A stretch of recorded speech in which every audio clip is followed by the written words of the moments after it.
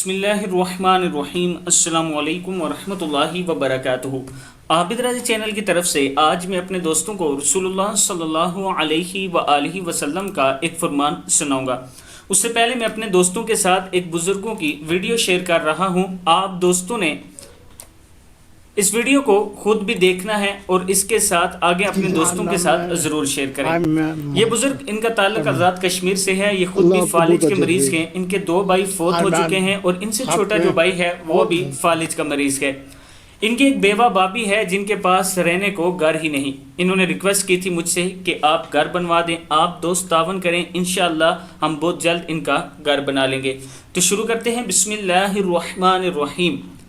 रसूलुल्लाह सल्लल्लाहु अलैहि वआलिहि वसल्लम ने इरशाद फरमाया, इस कुरान का इल्म हासिल करो क्योंकि इसकी तिलावत के ज़रिए तुम्हें हर एक हर्फ के बदले में 10 नेकियों का सवाब मिलेगा, यानी 10 नेकियों का अजर दिया जाएगा।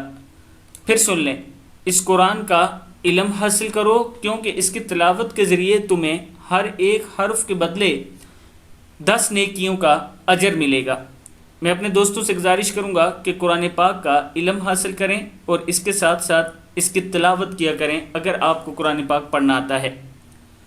इस वीडियो को आगे ज़रूर शेयर करें और अगर आप में से कोई तावन करना चाहता है, ये मेरा व्हाट्सअप नंबर, इसी पे जायज़ कैश और इजी पैसा भी मौजूद है और व्हाट्सअप पे आप मुझसे रब्ता भी कर सकते हैं। अस्सलामु अलैकुम वरहमतुल्लाहि वबरकातुहू।